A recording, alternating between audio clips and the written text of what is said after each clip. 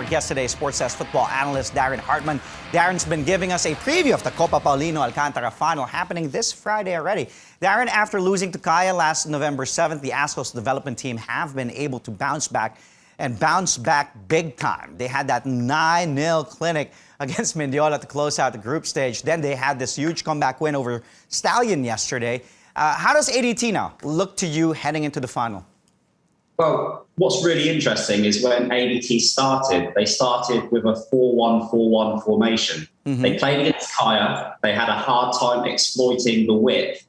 And then they actually switched to a very similar system to Kaya. And then they tested that out against Mendiola, and they went on, they scored a bag full of goals. 9 goals they scored. And then from there, they took that momentum against Stallions. Stallions were difficult to break down. They went 1-0 down, and they showed a huge amount of team mentality, and they showed their years, and they just stepped up, and they managed to bring the game back from 1-0 down, a goal from Harvey Gayoso, and then, of course, a goal from our guest today, Yrick, Gallantes. So incredible, really. A fantastic game, went into extra time. Really good game of football.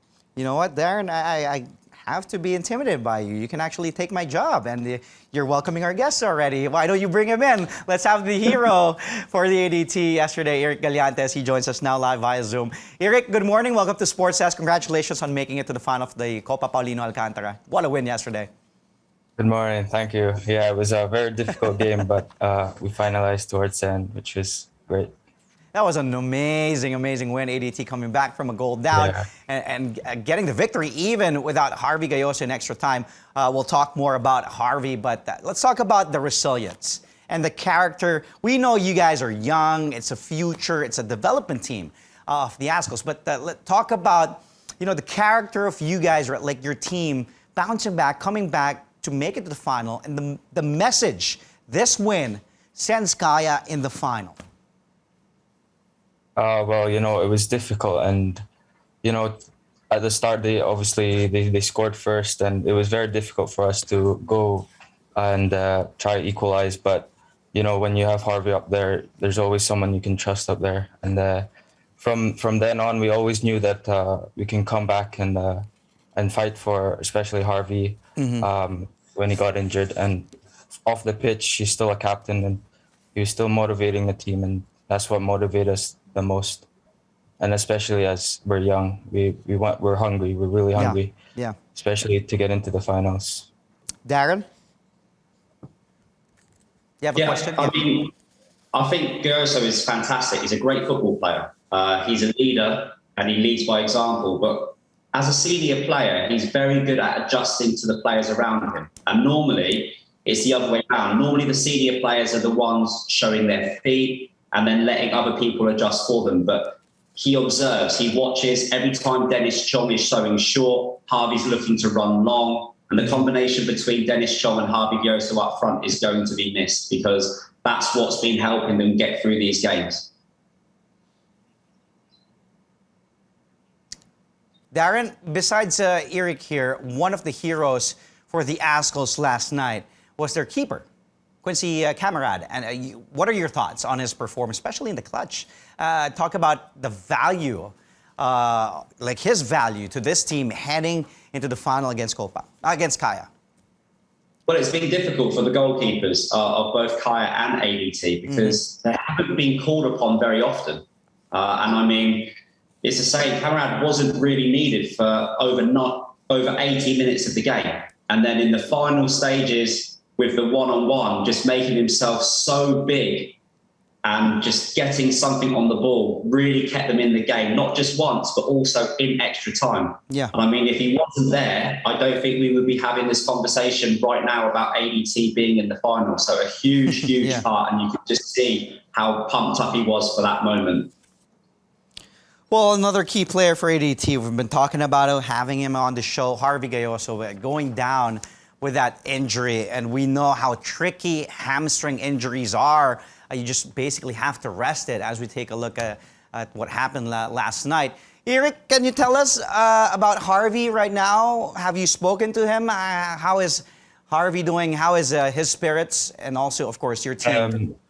Yeah, it's always there. His spirit. After the game, we were talking. Yeah. I've not spoken to him since, but training later we will. But he's always in high hopes. He's always supporting the team.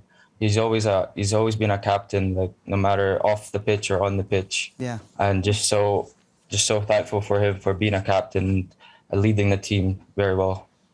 Yeah, he's been really huge for you guys, and you never want to see that in any sport, seeing a guy go down with that, especially your leader, your captain. And speaking of Harvey, let's find out first the answer to our quiz question of the day. And the question I asked earlier was, Harvey Gayoso is one of only 3 players to complete a hat trick or score at least 3 goals in one game in the history of the Copa Paulino Alcantara. Now, who are the other 2?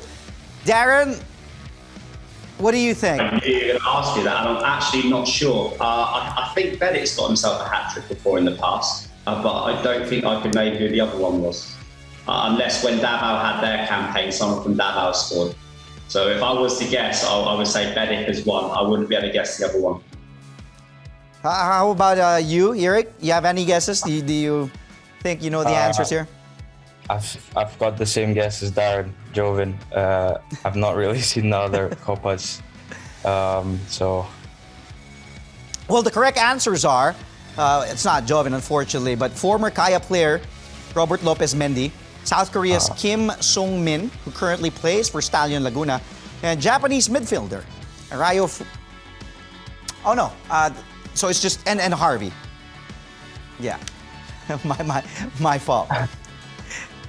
Darren, just in case the ADT will have to play without Harvey, how do they cope, especially in the winner-take-all final? Well, we've seen players step in and play in that position, but it's very different. Harvey's really good off the ball. When he's in his stride, when he's enjoying his football, he's really good off the ball. There are other options that I saw off the ball that might be able to match Harvey's movement. They did put the younger Jeffro Belongan up front, and he looked like he was a good option as an outlet. But if they play Guano in there, and Ivan's a good player, it just kind of changes the dynamics a little bit, and perhaps Dennis Chong would have to do more of the running in behind. So they have a couple of options. I don't think ADT should adjust their formation and playing style, but they might just need to make small adjustments if Harvey's not there. Of course, we've seen plenty of goals scored from other positions as well. I think Oliver Bias is due a goal. So there will be goals in the ADT setup. So Kaya's back 3 are going to be tested. Yrick, after the match yesterday, you did mention that the team had some lapses against Stallion. Can you tell us more about these lapses, and what else are you looking to adjust, especially since you already lost to Kaya earlier in this tournament? Well, I mean, with the mistakes that happened, especially with some of the one-on-ones with Quincy. With teams like Kaya, you can't do that because with teams like Kaya, they'll take advantage of that, and they'll score.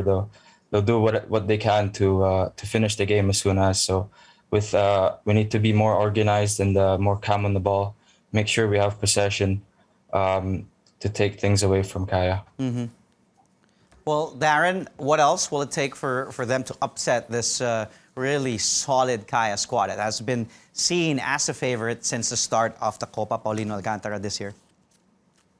Well, it's one of these things. I don't like saying stuff like this because I don't want to jinx ADT. ADT have not conceded a goal in the first half for, I think it is now 6 games on the trot, if you include the under-23 outing. So they're difficult to break down in the first half. They need to keep that going. But ADT need to score first against Kaya.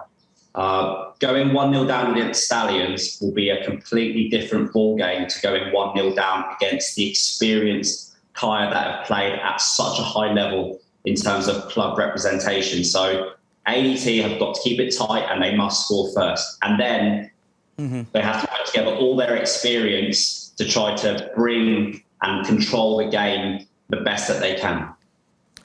Well, Darren, it's been a while since we talked to you, but a pleasure having you here on the show. Thank you again for joining us here on Sports S this Wednesday. Yrick, thank you. The best of luck to you, and send our regards and also well wishes to to Harvey. Hopefully he gets well. Thank you. We just had Yrick Gallantes of the Azkals Development Team and our sports desk football analyst, Darren Hartmann.